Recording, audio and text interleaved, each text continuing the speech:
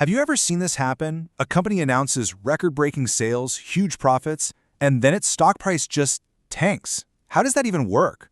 Well, today, we're going to look past the headlines and dig into what's really moving the needle for some of the biggest companies in the world. And trust me, it's almost never what you see on the surface. Here's how we're going to break it all down. First, we'll dive into the massive, high-stakes gamble on AI.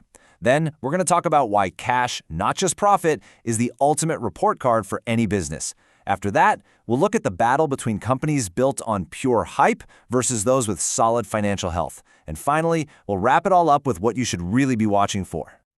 All right, first up, the great AI bet. You literally cannot escape this story right now. For some companies, AI is a modern-day gold rush, promising unbelievable growth.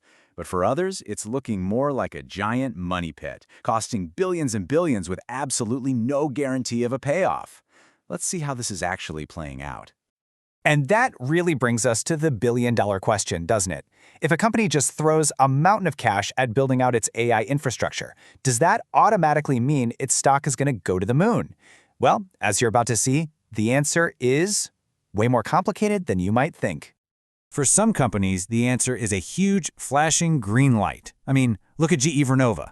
They're playing a bigger and bigger role in AI infrastructure, they have a ton of orders lined up, and what happens? Their stock has skyrocketed over 100% in the past year.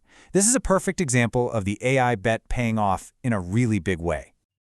And you know, it's not just the new kids on the block. Take IBM.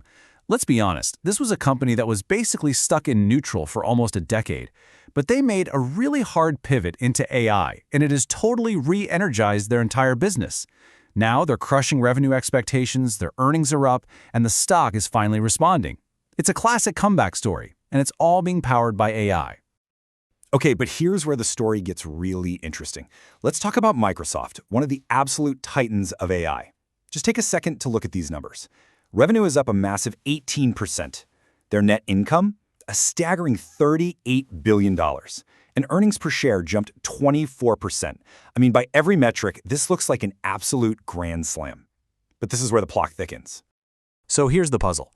With a report card this perfect, why on earth did Microsoft's stock actually drop by about 6% after this news came out? This is that paradox we were talking about right at the beginning.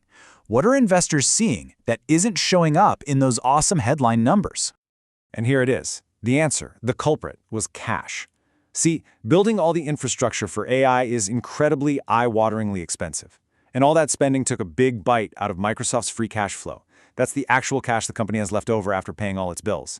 It dropped, and that drop, well, it was enough to spook investors. Now, this idea of betting on the future is kind of captured in a metric called the price-to-earnings ratio. Basically, a high PE means investors are willing to pay a lot more today because they expect huge growth tomorrow.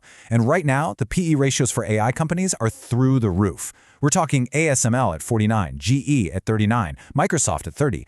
So investors are making these huge bets on the future, but they still get really nervous when they see the actual cash dip today. And that leads us perfectly into our next section.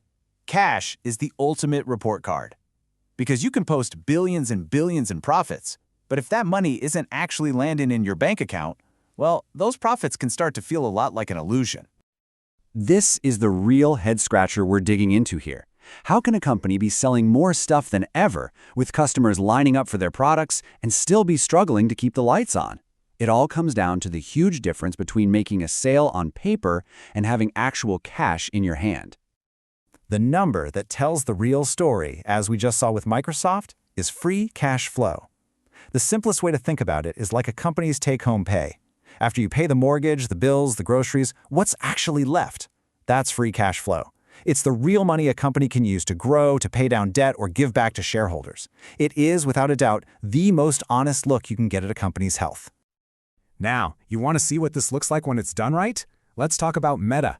They have been spending an unbelievable amount of money. We're talking over $70 billion on their infrastructure. But here's the key. That spending is actually generating even more cash. Their free cash flow jumped to almost $15 billion.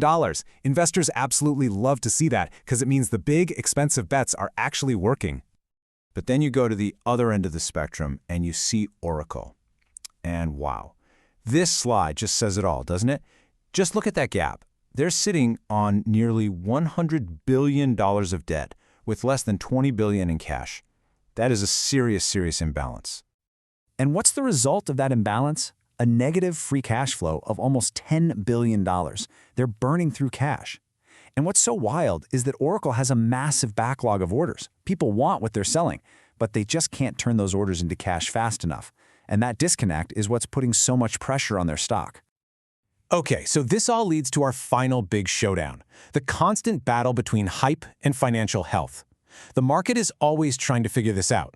Are you investing in an incredible story about the future, or are you investing in a solid, boring, profitable business that exists today?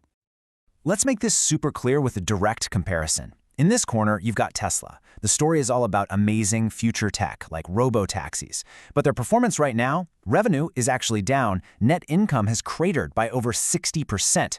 Okay, now in the other corner, you have Progressive, the insurance company. Their business is just selling car insurance, and their financials, revenue is up, net income is up. And yet, look at their stock performance. They're almost identical, both up around 2%. How is that possible? Well, for Tesla, it's all about the story. It's all about the hype. As this quote says, investors aren't focused on today's car sales. They're completely fixated on the promise of robo-taxis and humanoid robots sometime in the future. They're investing in the dream, not the current reality. And for Progressive, it's all about the math.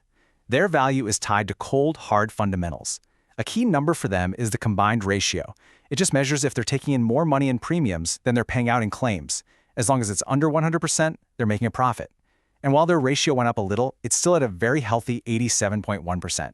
Their core business is just fundamentally solid. And then you get a company like Starbucks, which right now is kind of stuck with the worst of both worlds. Their fundamental numbers, like their profits and sales, have been going in the wrong direction. But at the same time, there isn't some big, exciting future of coffee story to get investors hyped up. So when both the financial health and the hype are weak, the stock really pays the price. So let's pull all these threads together. We've talked about the AI bet, the importance of cash, and that constant tension between hype and health. Let's boil it down to the key forces you should be watching to understand what's really going on.